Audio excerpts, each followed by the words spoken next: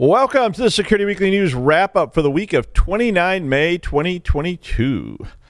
We've got alarm robots from hell, Atlassian, Windows, Karakurt, Clipminer, Meeting Owl, and show wrap-ups on the Security Weekly News episode 215. This is Security Weekly, for security professionals, by security professionals. We interrupt our program to bring you this important message. It's the show that keeps you up to date on the latest security news twice a week. Your trusted source for accurate security information and expert analysis. It's time for Security Weekly News. Monitoring and maintaining compliance is a never-ending struggle with a high price of failure. FIREMON helps customers meet complex and varying compliance requirements. FIREMON has fully customizable reporting, analytics, assessments, and dashboards to meet the compliance needs of any organization. With FIREMON, compliance reports take a tenth of the time, and real-time continuous compliance eliminates the anxiety and headaches of audit preparation. Improve security outcomes by improving security operations with FIREMON. Visit securityweekly.com/FIREMON to learn more. All right now, everyone is talking about cryptocurrency, and cyber criminals are hiding in the conversation. Cyber criminals use social engineering loaded with urgency and fear to successfully prey on your company, your employees, and your customers. Spear phishing is just one of the 13 types of email threats, and Barracuda has identified all 13 types and shows you how you can protect your company, your customers, and your reputation. Find out about the 13 email threat types and Barracuda email protection by getting your free book at securityweekly.com/Barracuda. That's securityweekly.com/Barracuda. All right. I'm Doug White, and this is Security Weekly News Wrap-Up Show, episode 215. How about that? And it's June even, so it's like, here we go. This week on Application Security Weekly number 199, John and Mike had Nikhil Gupta, the co-founder and CEO at Armor Code, on the show. Nikhil was on talking about how software development has evolved, which is pretty interesting to me, and also about how this impacts the dev teams and sec teams along, with all the shifting left discussions and things like that. So a pretty interesting segment. I'm always interested in sec dev and app dev stuff.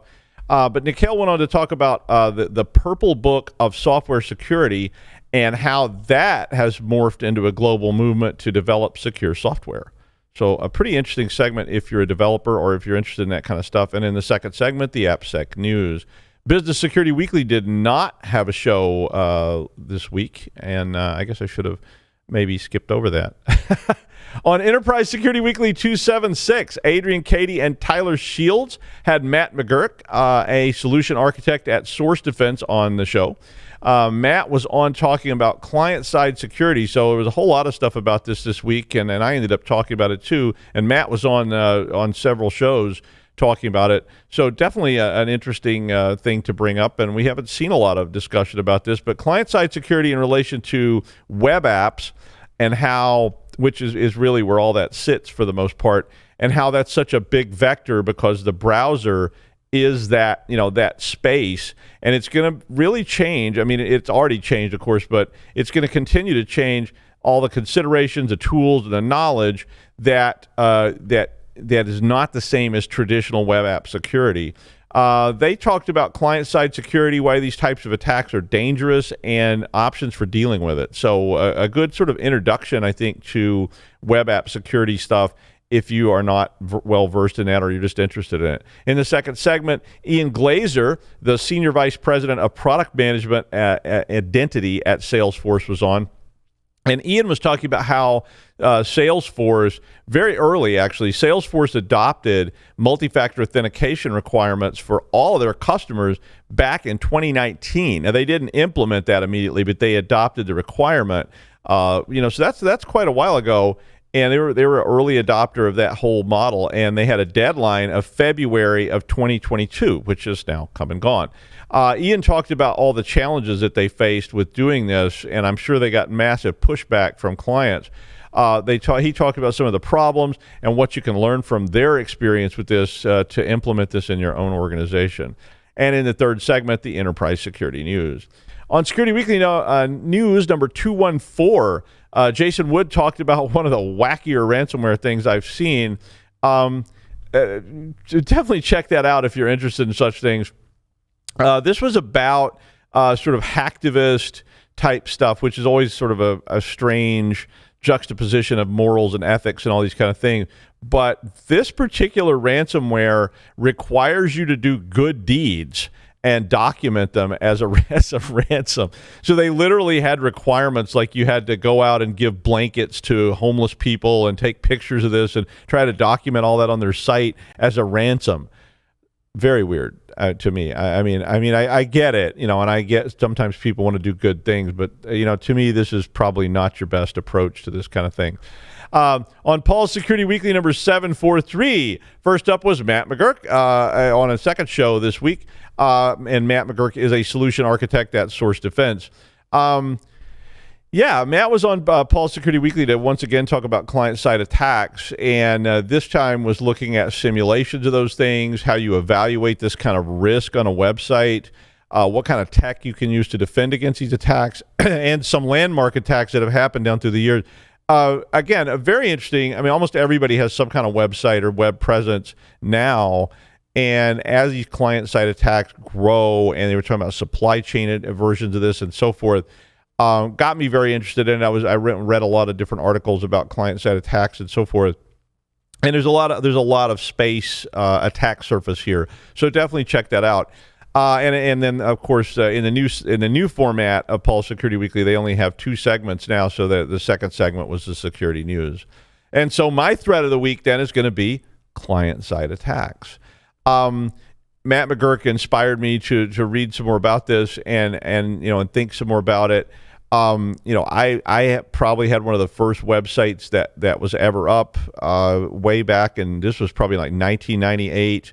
This person that I always wrote with and did a lot of research with, we built a website.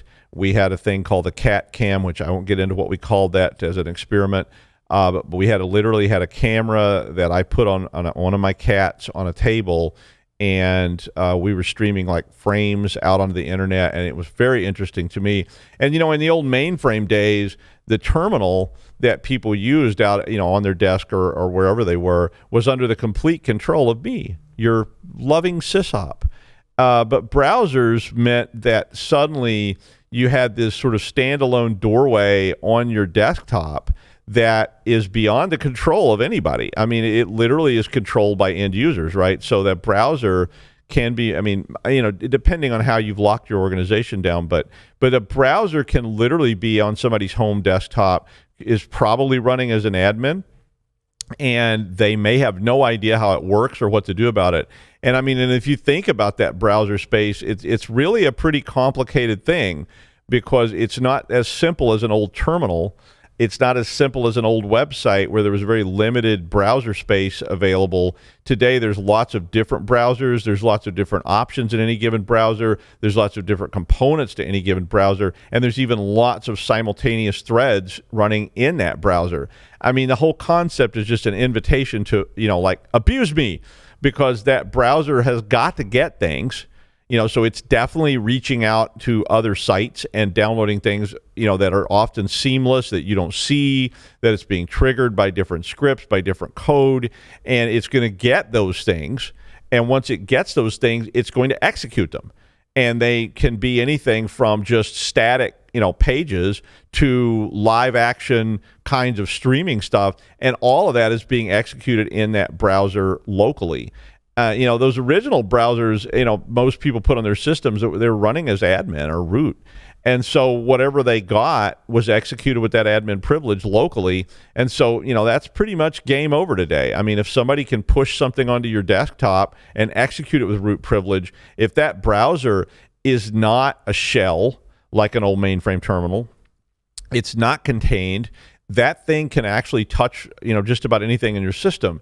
And so, today there's a lot more stuff that you see if you start looking at browsers and browser security and client-side security in terms of sandboxing, which was something that a lot of us I used to do that manually, right? I used to do manual sandboxing of websites. So if I had to go to a website I didn't know anything about, or I wanted to download something I didn't know anything about, I literally had throwaway desktops. I used to have a physical machine that I just considered a throwaway. I would re-ghost that machine probably once a week.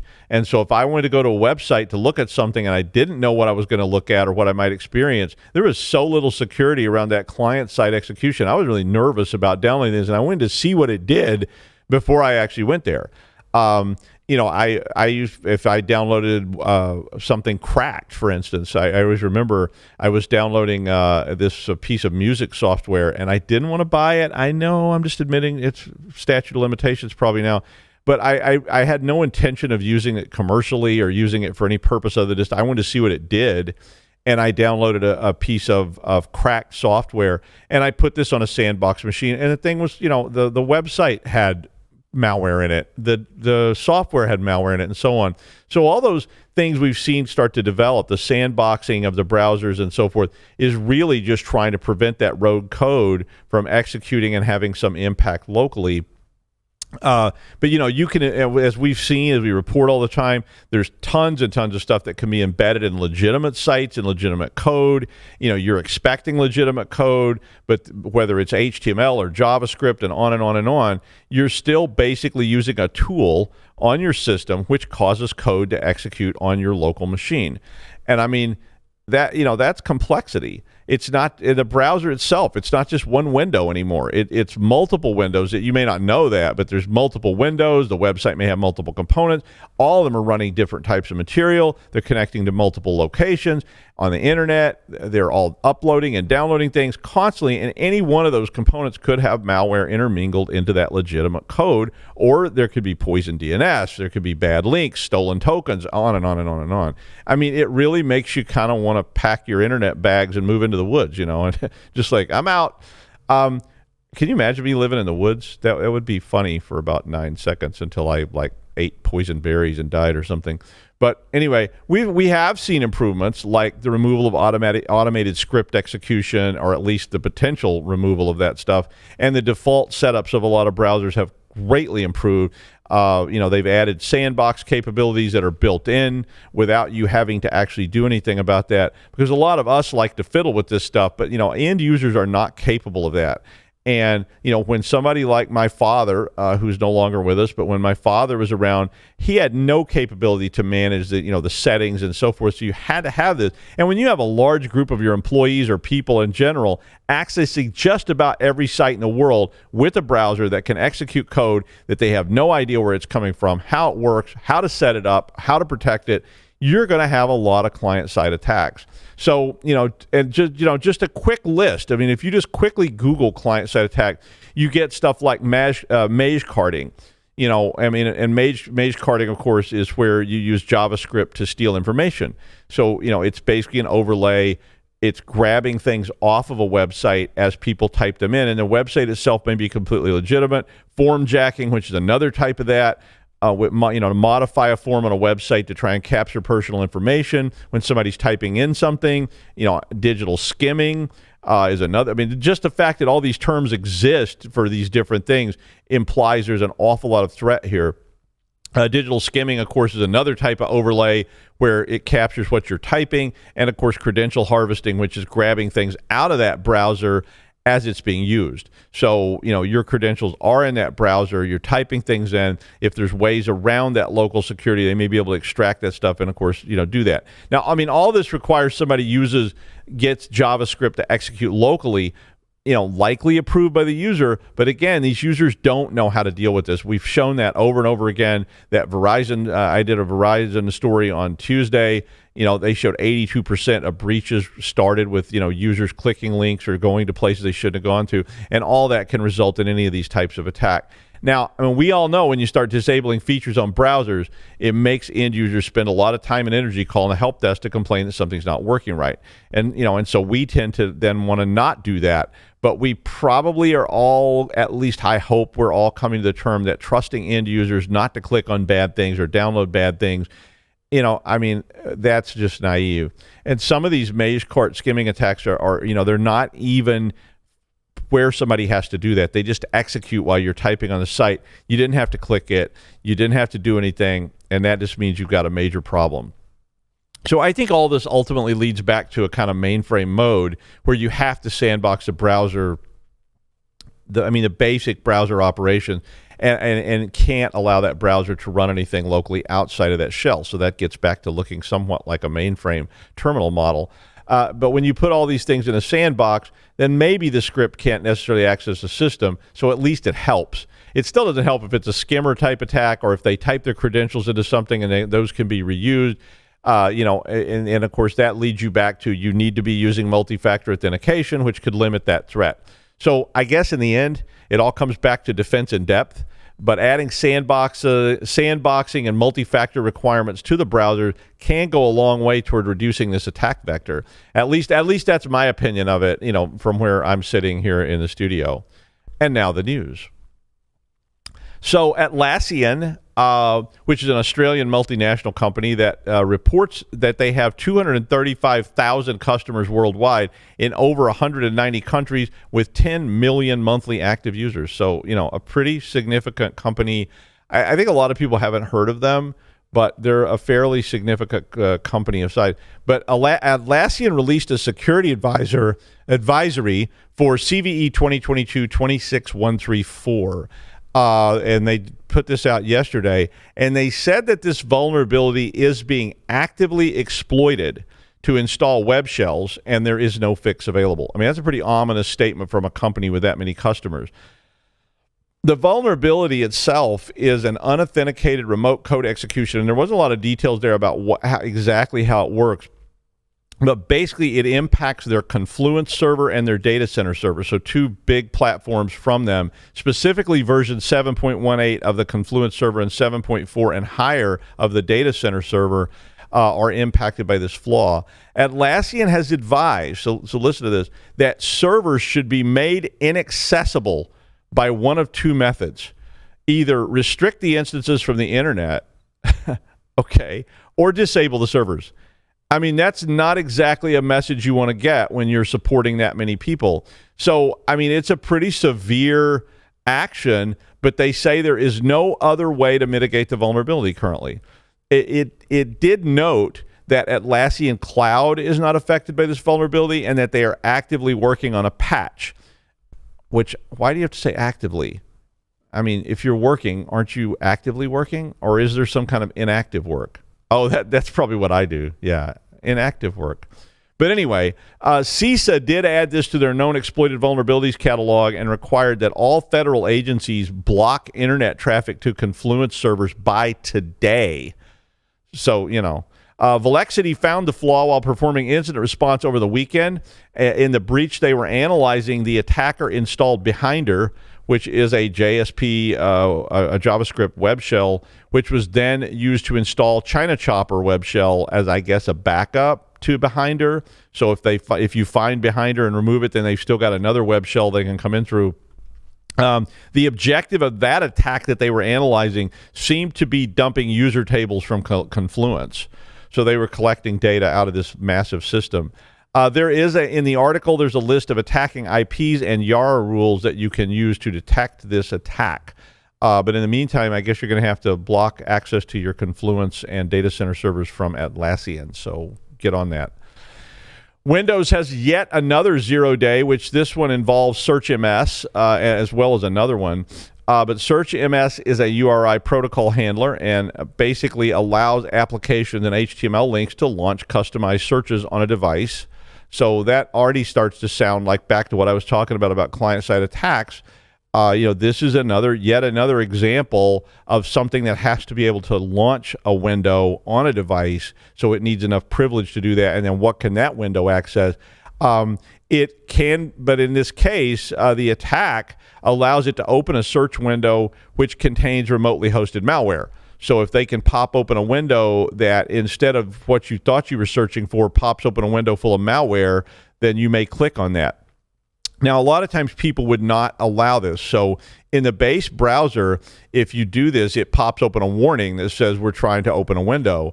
But what this report found was that you could do this via a Word document. So when somebody clicked on the Word document attached to an email, it could pop open this search window, which then is full of malware and can actually be used as a launching app. Yeah, yay. The initial approach then triggers an alert But if somebody clicks on that alert, which they might, but they still may, a lot of people have been trained not to do this. Matthew Hickey from Hacker House found a way to combine an OLE object flaw in Office with the Search MS vulnerability, which allowed opening that remote search window by clicking on the Word document itself. So it was just triggered by Word, and that pops a search window up that has malware from an off-site location. Yet another 0-day at the same time in the Microsoft Windows Support Diagnostic tool was also found by the same group, which also used Word as a launching point to launch the MS-MSD TURI protocol handler, which is a different variation of this same thing, which that one allows the execution of PowerShell commands just by opening the document. So they're using that, that vulnerability in the OLE to trigger these other actions, which can then, if you can run a PowerShell command like that, it's pretty much game over. But basically, all this is the same as that Search MS problem, and it's all about using Word to trigger this. So sending people doc files, which, we all get all the time. I don't like it, but we get them all the time. And, hey, you got mail. Let's see what this is. And, of course, this opens a whole new set of vectors for phishing attacks and so forth. Basically, the mitigation is that so they have a mitigation on here, and so use the command line interface to back up and delete the registry key, H key classes root /search ms and also MS-MSDT, and then you delete that key. So they back it up so you don't lose it, but then you go in and delete the key altogether. Prevents this from happening. Not necessarily the best approach, and it may have impact on other things. But Microsoft says they're working on fixes, but they made this statement, which was just, thanks. This is a quote statement from Microsoft. This social engineering technique requires a user to run a malicious document and interact with a list of executables from an attacker from a specified network share. We recommend users practice safe computing habits and to only open files that come from trusted sources. Yeah, that'll work. Yeah, no way you're going to get in trouble with that. U.S. federal agencies warned organizations to not pay ransom demands from the Karakurt gang, since paying up didn't stop the gang from selling the stolen data to other groups. Karakurt is the data. Now these things are like, corporations. Karakurt is the data extortion division of Conti ransomware gang. It's like, Karakurt, a division of Conti. Yeah, and they've been around since at least June of 2021. They use the old, if you don't pay up, we dump the data on the dark web for distribution. Yeah, model.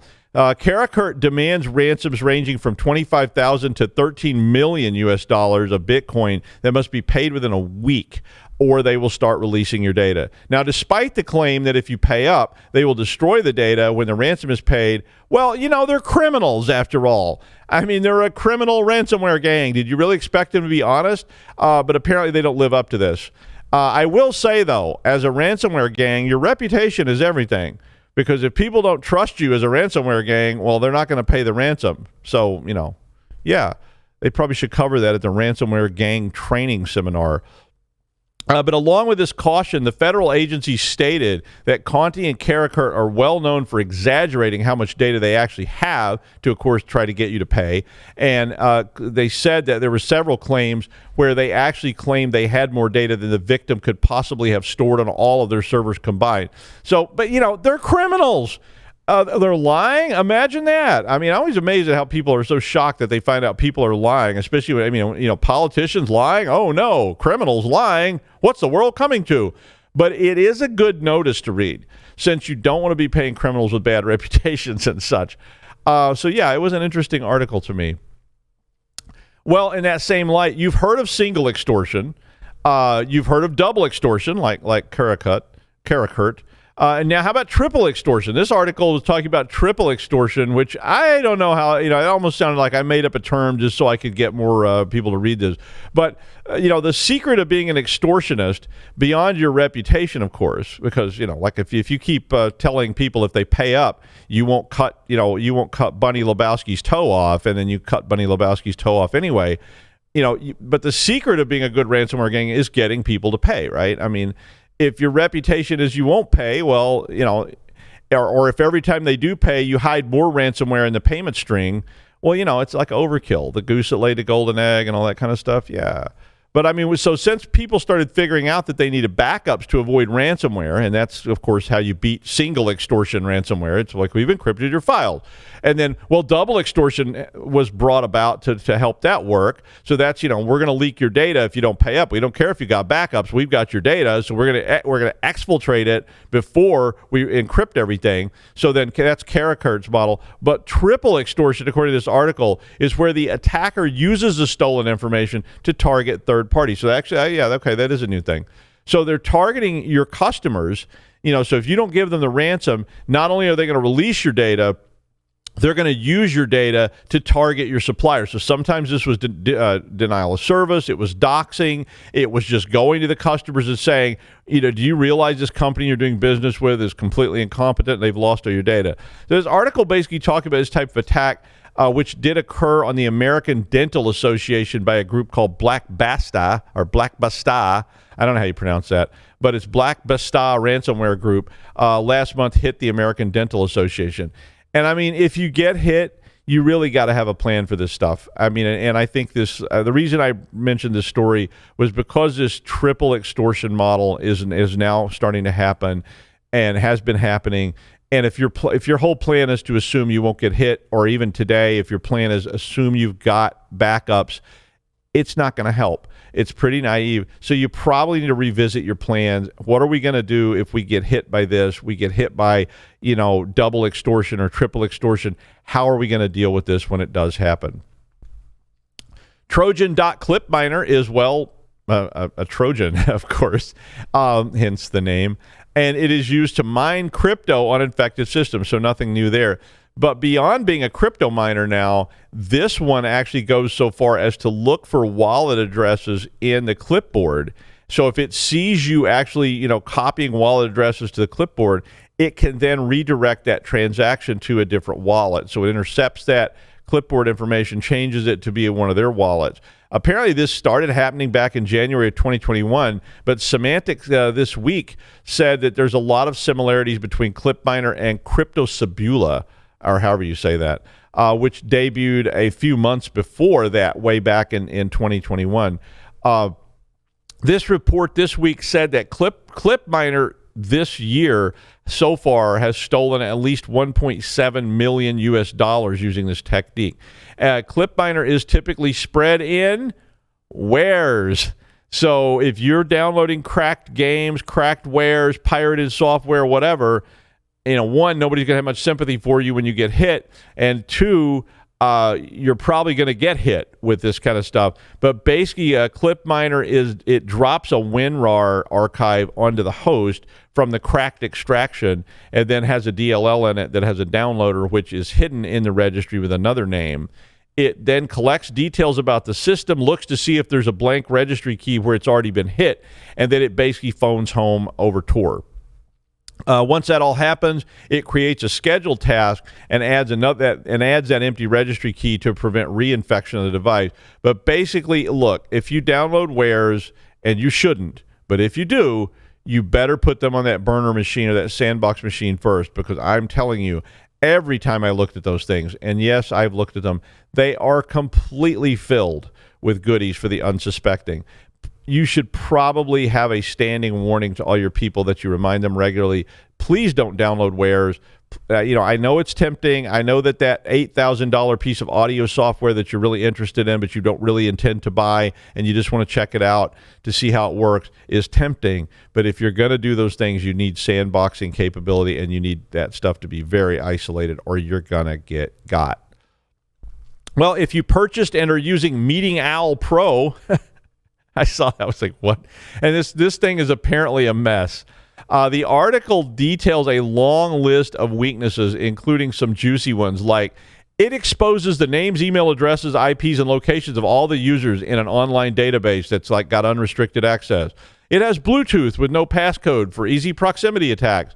It can be turned into a rogue access point quite easily, and images of the whiteboards for your meeting can be captured.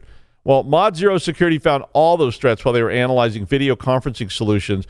The Meeting Owl product was made by Owl Labs in Massachusetts. Apparently, they're really into owls. And Owl Labs said that they had no knowledge of any breaches due to this these problems, and that they are planning specific updates available this month to begin correcting these problems if you've already bought one of these things.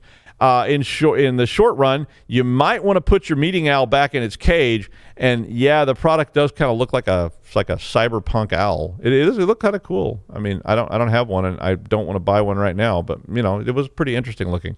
And finally, I'm really good at waking up. Really, I always have been. I hardly ever have to have an alarm. I can literally think about when I need to wake up, and I usually wake up, like around about that time. Unless it's something really weird, like I have to get up at 4 a.m. or something to go to the airport, or I have to get up at 6 or any of those kind of things. But even then, I'm usually pretty good at it.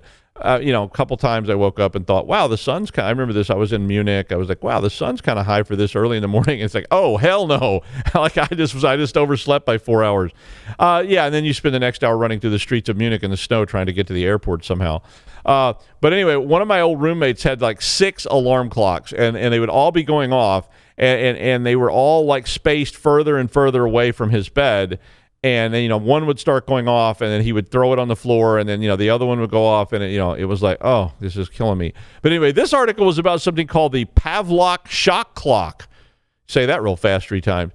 It's a $150 bracelet that you wear while you're asleep. And when your alarm goes off, well, how about a nice electroshock to the arm to wake you up, or wherever you want to wear this bracelet? We will get into that. According to the article, the shock bracelet is supposed to train you into compliance to recognize a normal alarm signal, like a bell or a buzzer that should wake you up. But now because you get shocked whenever you hear the bell or the buzzer, it's a Pavlovian thing, right? Only you don't start drooling. You wake up screaming every day. Sounds lovely. I mean, nobody likes the alarm to go off, but if you're getting a big-time electric shock, I'm sure it's not a big-time electric shock. But, I guess if you're one of those people that never hears the alarm, it might work.